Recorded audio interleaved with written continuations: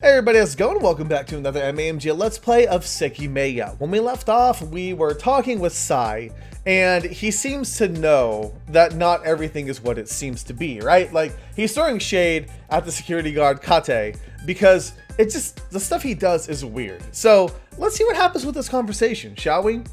There's no way you believe it, right? From the beginning, when he found us, when he claimed to have searched the entire floor without finding your group. About having monitored the cameras and having tried to open the exit. Remember what he said? That he hadn't found it appropriate to try and talk to the outside and instead kept looking at the available cameras? You can't seriously tell me you believe that. I don't know. It's true that I thought some of his claims sounded a bit off, but this might be bringing it a bit too far. I can't definitely doubt what he had said, that he panicked and prioritized figuring out what was happening before trying to contact anyone. It's strange that he didn't find us, yeah, but he said he hadn't thoroughly examined the floor. He has been helpful to us and let us know how to contact the police. I don't think he's as suspicious as you think.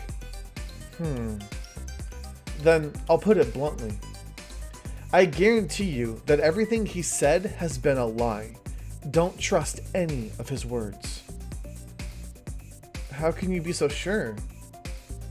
You're free to not believe me. I told you this because I thought you'd realized it earlier. He smiled the same way as earlier and left the room with a shrug. From his face, all I could make out was that he was trying to have fun, but I couldn't tell if he was just messing with me. I went upstairs. Through the door, I saw Sai in the hallway B. I wanted to shout at him, but I caught up to him instead. There's hallway C up ahead, the one that's clean. Do you feel like investigating the upper floors? What? Let's go back. He ignored me and kept walking forward. Instead of repeating myself, I felt like being the one to ask something. What do you think happened to Naomi? I couldn't quite grasp Sai's behavior, but he was also trying to piece things together and might have agreed that more than meet the eye was going on. He didn't seem unintelligent, and since his approach appeared different from mine, his input might have been useful. I couldn't tell you for sure. Kate seemed fine looking through the monitors, but it was also not his priority. This probably means that either he doesn't think much of Naomi's disappearance, or that he knew we wouldn't spot her even if we looked through all the available cameras. Are you sure she really passed out? I'm almost certain, yes. Then it's hard to believe she regained consciousness before a person as big as Akaro did. If she really inhaled the smoke and wasn't there by the time the three of you woke up, the easy explanation is that she was moved. Who would do that though, and why? How about the only person out of all of us who was conscious at the time? But why? Don't ask me. It certainly makes him look obviously suspicious, so if he still did it, he must have had a good reason. Let's check the Sekimeiya. I entered this hallway so that they wouldn't see us from the security room. Why? He turned to the left and opened the event room door. Why else though? He wanted to see if it was still there.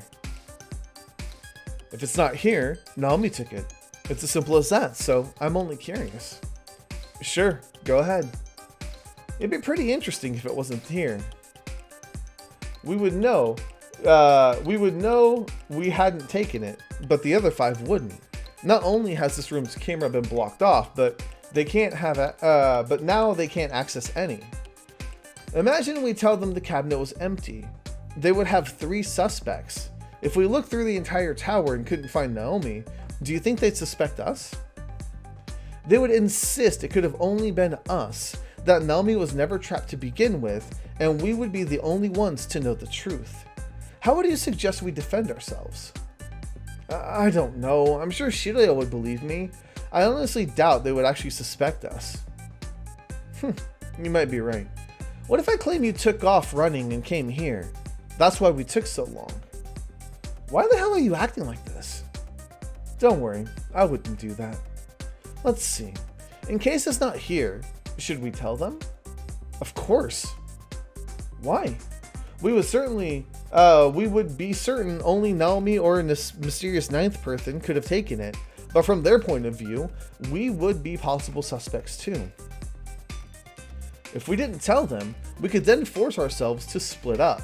Someone could find out that the Sekimeiya was stolen, which would lead to many more possible suspects, and their focus on us would decrease.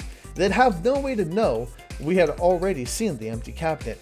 Also, we could just look and see if it's empty. Why are we going through all these mental gymnastics when we could just look? Just look first. It might be unfair for them since we're giving them a bunch of fake suspects, but I'd say it's pretty fair for us since we know we didn't do it, right? I wasn't sure how to respond to his basic but presumptuous words. I didn't disagree with him, but it was hard for me to humor his attitude. Although I couldn't easily imagine being suspected, the thought of him falsely accusing me was a bit unnerving. Sai didn't make a lot of sense to me, unless I assumed that he was just messing around for the sake of messing around. Whatever, let's look first. I walked forward and raised the curtain. Unlike before, very few dust particles fell off, leaving the pile on the floor practically unchanged. Here it is. I wanted to say something along the lines of, "See, you're just being paranoid," but he beat me to it. Of course it is. After all, if it weren't, it could have only been Naomi, and that'd be too simple.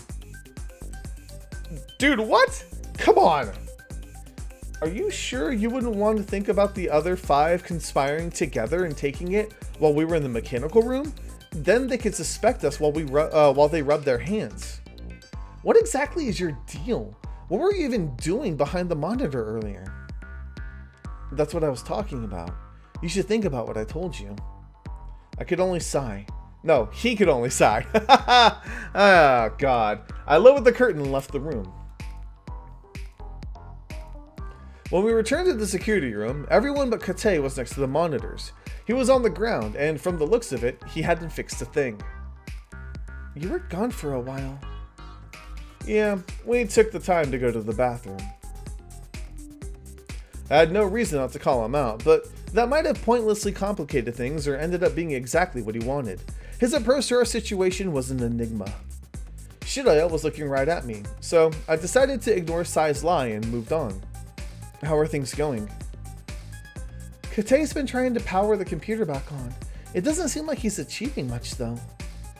He appeared to be messing with some cables under the table. After a few seconds, he got out and stood up. Let's try this again. He pressed the power button, but nothing happened. I don't know what the problem is. Oh, I assume all the power switches are on, correct? Yes. He sighed and kneeled down once again. I didn't know what he was trying, but so far it hadn't given him any results. Everybody kept looking at him even though there wasn't much to observe, as Kate's body covered all that he was doing. Sai's claim played in my mind. I guarantee you that everything he said has been a lie. Don't trust any of his words. Why had Sai sounded so sure, and how was Kate trying to fix the issue? If Kate was part of that group, Sin, and had been shamelessly working under the pretense of security, their massive success rate could begin to be explained. Under the table, he kept sighing methodically while making noise with the cables. Can't figure out what the problem is. It would be that electricity stopped coming from an outlet. I've been trying many different things, but under the table is just an incomprehensible mess of cables, and I'm not sure the problem's here. Some seconds after nobody had answered, he repeated the cycle of trying to power the computer, kneeling down again, messing further with the cables, and standing back up. I apologize, but I don't seem to be able to fix this. I don't know what the cause was, nor what's remaining a problem. All I could do here has proven useless. We understand. The way it happened was very strange. Do you not have any idea what could have gone wrong? Everything just turned off instantly, and this is the office where you work. I just said it. I can't begin to think of anything. However, it wasn't an instant, was it? This monitor was the first one to stop functioning. He was talking, of course, about the leftmost computer monitor. He approached it and examined it carefully. Everything looks fine. It pains me to say it, but I'm completely lost. Had Sai created the situation? The smirk he'd given me alongside what he said seemed to indicate that he'd at least had something to do with it. Hey, Kate, are you done with the cables? Since you were last down there, you haven't tried to power on the computer. Why not? Oh, you're right. I did this a few times when you were gone, but nothing worked. This last time, I didn't actually change anything important, so it hardly mattered. When he said that, he approached the computer with a single finger and pressed the power button. Oh! In the blink of an eye, the middle screen lit up, and the sound that indicated the computer had begun to run echoed throughout the narrow room. Sai met Kate's eyes quietly, and Isla was the first to break the silence. It's finally working, right? Great? Yes, it seems so. Do you think you were the one to fix it? There's no way. This is as strange as it was powering off. I don't even really think I ended up changing anything since the last time I tried it. How bizarre. Yes, it is very much. Do you think this was also done from the outside room? I can't tell. It's possible the delivery of electricity was the problem and that it just fixed itself. Wouldn't the system have powered on automatically if that had happened? Possibly. Kate sat back on his chair and grabbed the mouse once more, and the computer finished booting up. After bringing the keyboard closer to him, he logged into his user account. What happened to the cameras though? Even though the computer had been brought back online, a dozen powered off screens still remained on the wall. This computer is connected to the entire tower. That includes the computers upstairs and the security system. I must first initiate the program that will display the footage up there in real time. Upon saying that, he double-clicked on the security camera logo, and a program with a messy interface covered the entire screen. This was running earlier as well, but it was minimized. The cameras won't be shown without it open. After looking at the taskbar icon, I did notice it from earlier, and it was the same one he'd used to change the cameras being displayed. Kate introduced gibberish as the username and a password that was shown as encrypted for us. After he pressed the enter key, access was granted. Alright, this button should start up the system. Below the text logged in as Kate Kuiji was a button that read Initialize Camera Monitoring, which Kate quickly clicked on. However, upon doing so, an error window showed up. The text couldn't detect video footage was written on it. What? What the hell does this mean? I've never seen this error message. It's not letting you display the footage? Yes. Usually, after pressing the button, the screens would turn on and automatically display the live feed the cameras are recording. What if you check the saved footage? Yes, that's what I was going to try. The cursor, controlled by Kate, hovered over and clicked on the archived footage button. Once again though, an error window followed by an obnoxious sound appeared, containing the text, no archived footage detected, no camera system detected. Okay, what the hell is this? This has never happened before. It's outright saying the camera system isn't being detected. Sai made his way out of the room and returned before anyone had time to be confused. I looked at one of the hallway security cameras. It's showing a tiny green light. That means it's currently functioning and recording, correct? Yes, if the green light is there, it means that the camera is recording. So, the problem here is that we can't currently access the live footage or look at the recordings. The cameras still work. Yes, I think so. For some reason, the computer won't connect to the system.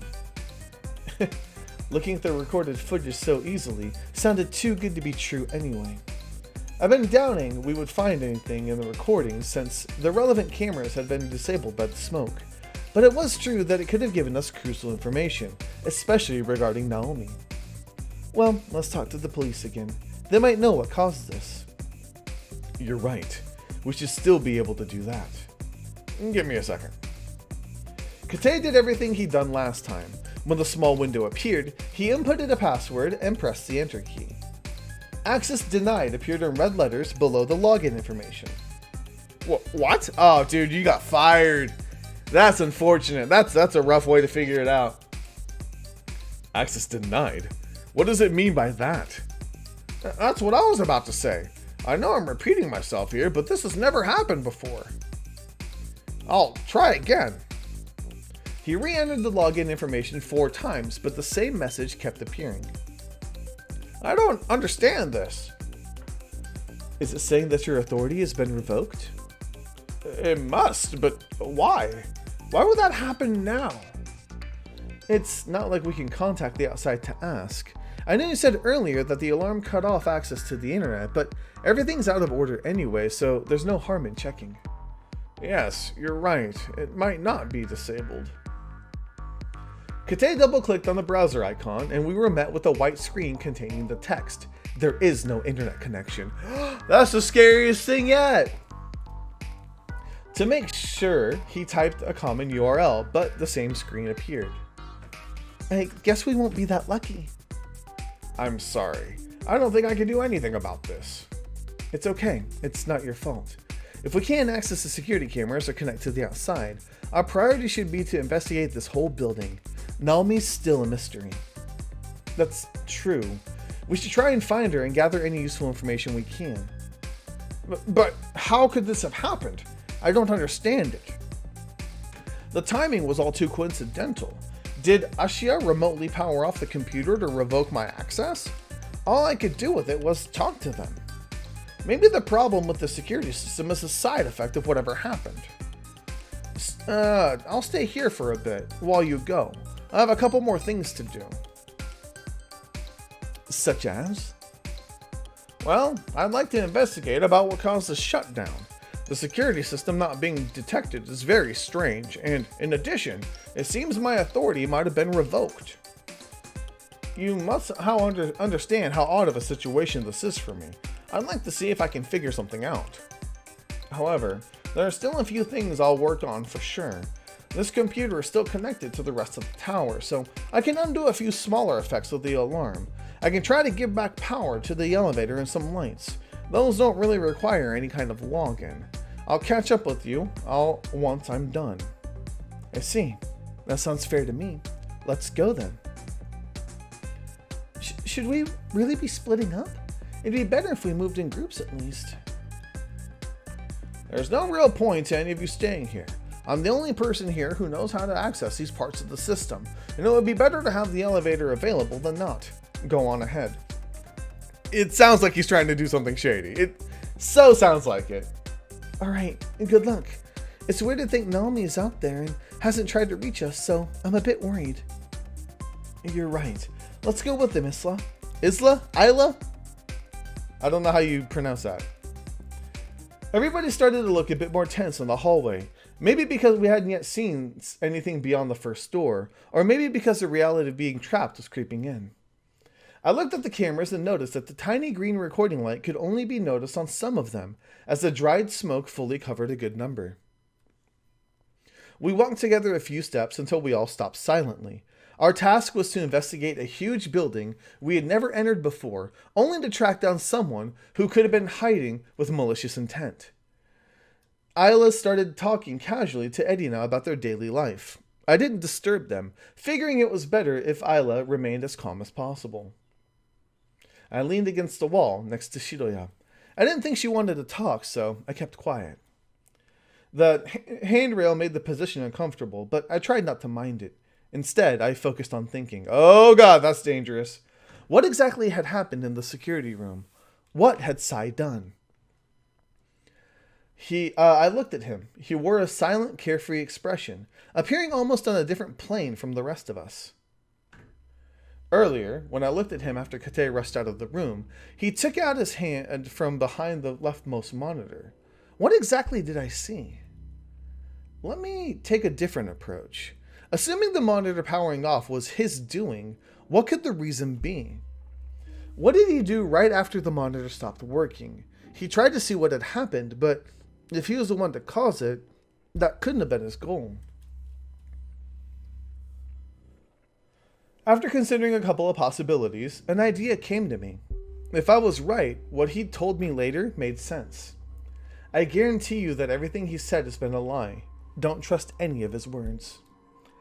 At that point, With what he did do to the monitor, he was probably confirming his suspicion. He was right. A lot of things Kate had been saying had been questionable at best, but now that I think about it, there was one major thing that I overlooked. Kate grabbed the doorknob, and upon turning it, he tried to push the door forward. However, it didn't budge.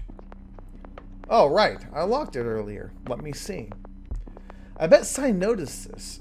Kate didn't think the door would be locked. He was quick to make up a lie. He said since it's an important room, he thought it appropriate to lock it before going outside to inspect things. He even claimed to have done it because the room contained a single way to communicate with the outside. When later, he showed us that you could only enable it with a password that only the security staff knew. It's probably not that he thought the door would be open, but it's that he didn't realize it wouldn't be. After all, we know what actually locked it: the alarm.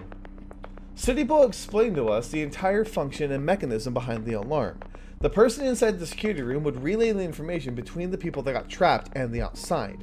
The door of the security room would close alongside the exit, and it would be impossible to open it with anything but the right key.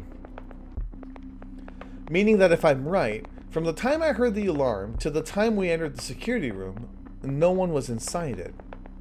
In other words, Kate had never been inside the security room. This must have been a huge lie, and most likely something Sai assumed after noticing Kate's actions before he opened the door. I don't know where my voice is going, and when the alarm's functions were explained. A lot of things Kate said involved him being inside the security room during the time the smoke was released. Seeing the smoke appear out of nowhere through the cameras, looking at the available ones and not seeing anyone. Not having tried to contact the outside, not being allowed to input his command to open up the exit. All of those claims are impossible if I assume he was never in the security room during that period of time. Even seeing the smoke through the cameras and then exiting the room before the alarm went off would be far from believable. This would have both stained his clothes and knocked him out. I should question something important if he was truly never in the room. Kate's clothes weren't stained, however. He knew about the smoke. Did Edina's group tell him and he acted as if he'd seen it through the cameras? Did he see it from far away, or did he have another way to know about it without having personally seen it? To maintain his claim of having seen the smoke appearing through the cameras, it's possible he knew it would appear and quickly left the security room with a mask and spare clothes right before the alarm sounded. Like this, he would have been able to lie about having been in the security room the whole time. After all, it would have been too risky for him to leave before the smoke was released. If this is what he did, he must have used the time we were unconscious to do something. What's for certain is that aside from having seen the smoke through the cameras, he wasn't in the room by the time the alarm went off, and all his other claims become impossible. But he also might not have been on this third floor during the attack. If he showed up later, that could explain why he found Edina's group before ours. They told him what had happened, and he made up a lie accordingly. This would mean that everything he's told us has been a fabrication. Okay. I assume Kate was never in the room. The exact reason for that lie is not too important. What it means is that he's untrustworthy and that he has an ulterior motive. And it is very possible his authority as a security member has been revoked. The timing was too precise to have been a coincidence. It could be that Ashia and the police figured something out without him and removed his privilege as a security member. However, they know that doing so would also prevent us from contacting again, so they must have had a good reason. Then, what Sai did to confirm his theory, he pulled it off shamelessly in front of everybody. I'm sure he could have done it later alone, but it's possible he feared Kate would have prevented it with a new lie. Right before Sai started, he asked Sudipo, "Is there anything else you should tell us?"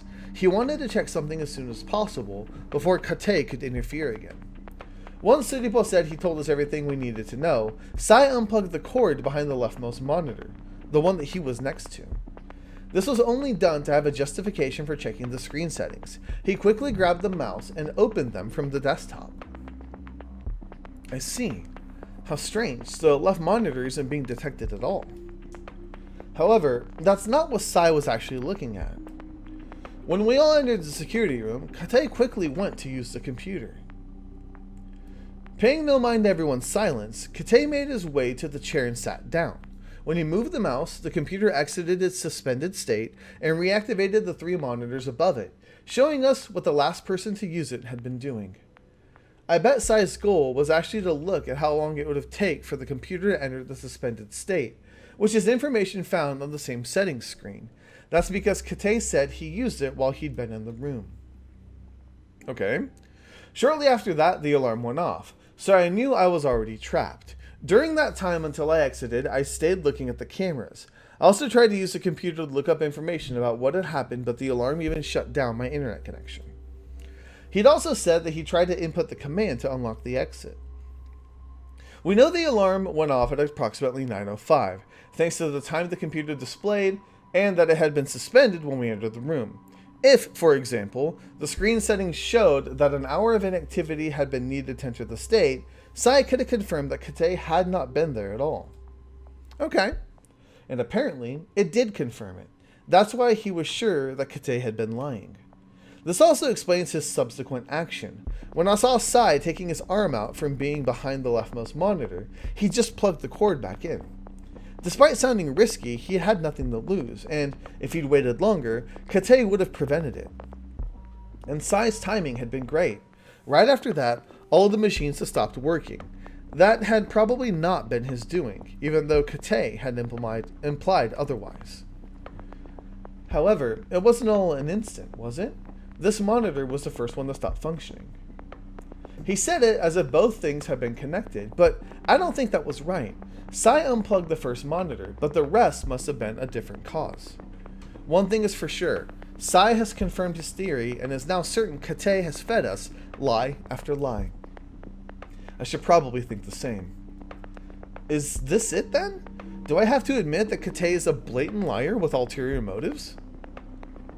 I thought about everything that had happened up until now, and shortly realized another inconsistency Kate had presented very early on.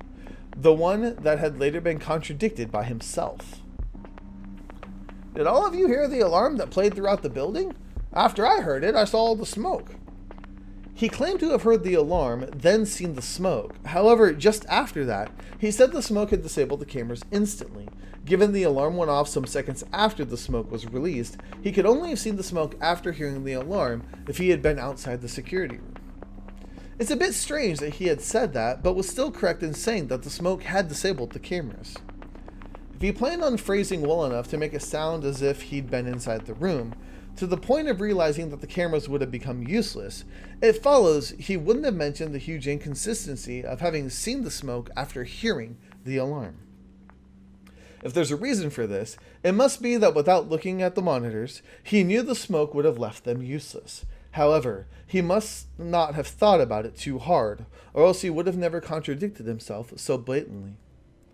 There's one simple way this could have happened, if he designed the plan. If he would have known the effects of the smoke, but would not have thought of how they would have entailed, or of what they would have entailed if he'd truly been in the security room.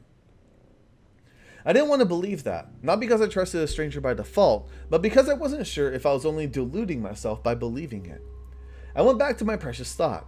Could Kate still have been inside the security room until he'd left it before the alarm had played? That would have made him a bit more trustworthy, even if it wasn't much. The problem was, once again, his unstained clothes. Even if he changed clothes, his face and hair would have been noticeably stained. Technically, there was a way to get around that. I knew hallway B had been hit by the smoke by the point I noticed the lack of light under the door. However, I couldn't be sure the same thing could be said of hallway A, the third and last section that had been inundated. We'd only seen it filled with smoke after waking up. Even though, realistically, if he left because he saw the smoke through the cameras, he would have mentioned that hallway A hadn't been stained by that point. The only confirmed fact is that he wasn't in the room from the time the alarm went off to the point we entered it. It could be that he saw the smoke disabling the cameras, left the room, and then the alarm locked it. If this happened, the smoke in hallway A must have been released afterward. Finally, if I'm only pointlessly trying to reduce the number of lies Kate had been spitting, it could be that he was in the room but never touched the computer. Then the suspended timer wouldn't mean anything, but lying about it seems pointless. Is there any way to go against Sai's confirmed theory? I suppose only one. If the computer's current time is incorrect, the time shown in the screen settings would be refuted. Considering that when we talked to Suripo, at no point was the actual time mentioned. If, when we checked the time, it wasn't actually 9:41, it could all hold up. If the computer was an hour behind and the real time was 10:45, we would have been unconscious for longer than we thought, and everything would fit. Kate could have been in the security room, and enough time for the suspended state to have reached would have passed. However, this single last possibility was denied by the only person who didn't fall unconscious, Kate himself. Yes, this matches the amount of time I stayed here after I saw the smoke. Okay? It seemed it was unquestionable. For one reason or another, Kate lied about what he'd been doing during the incident. He hadn't been where he should have been, and he had continuously claimed to do things that would have been impossible. Before we'd all entered the security room, he hadn't been fast enough to think that the alarm would have locked the door. He had simply tried to open it manually, and as if he hadn't locked it himself. What is Kate after? Why did he lie so much? After all, he was the one who told us about the way to communicate with the outside. All of his actions have been strange. Hang on. I hadn't considered this, but what if he isn't who he claimed to be? Could it be he isn't actually part of the security staff? He refused to explain anything because it would have been, quote, confidential, but then Sudipol didn't have an issue doing so. What if he simply didn't know anything? The only thing he said was that we'd be locked inside of the building for 12 hours, and that he knew of the way to communicate with the outside. His clothes weren't stained, but he knew about the smoke. He had a safe place that he should have stayed in, but he wasn't in it. He had the security room key, but he didn't think the door would be locked. He had investigated this floor, but hadn't looked into the event room.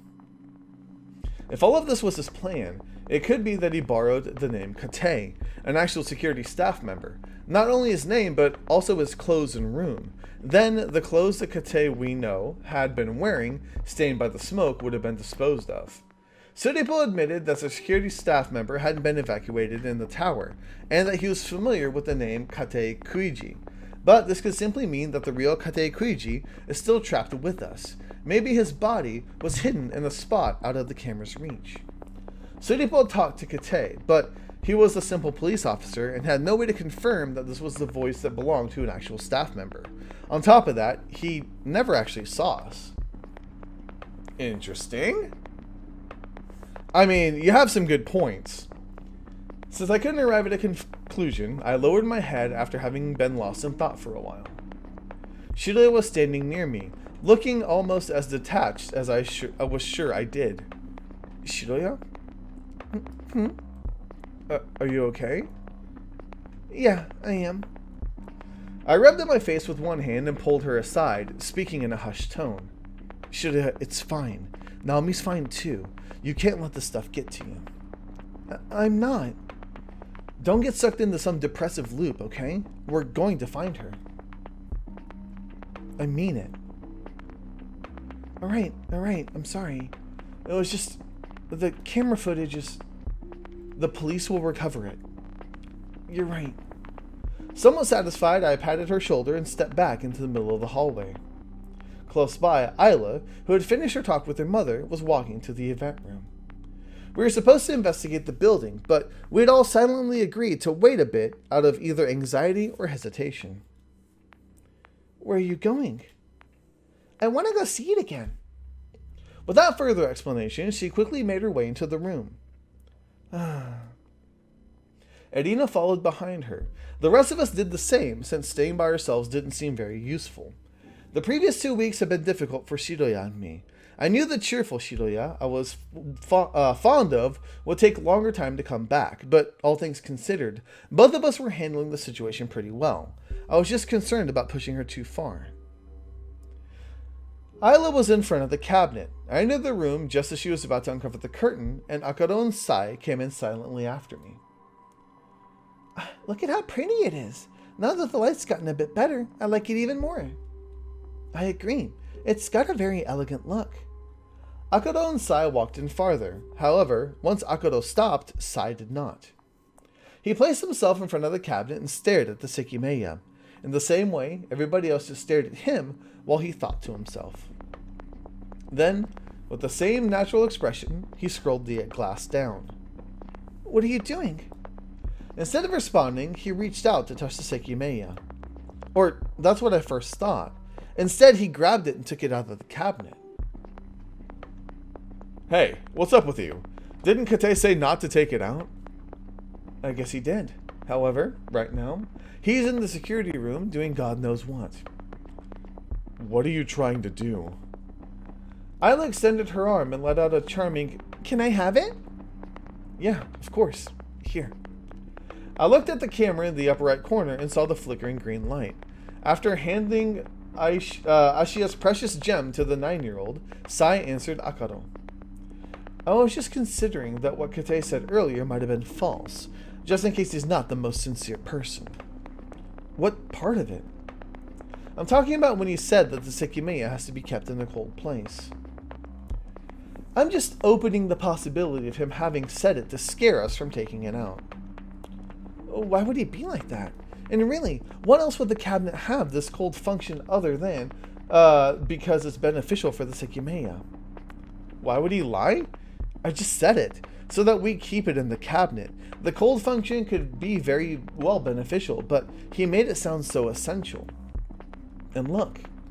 Sai pointed at Isla, who looked to be enjoying her time despite the serious situation. She was clearly delighted at being able to hold the Sekimeiya, something she would have never been able to do under normal circumstances.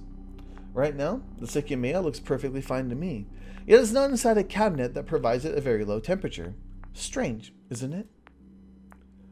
"You don't know how the temperature might damage it. It could slowly crack it, which would be very bad.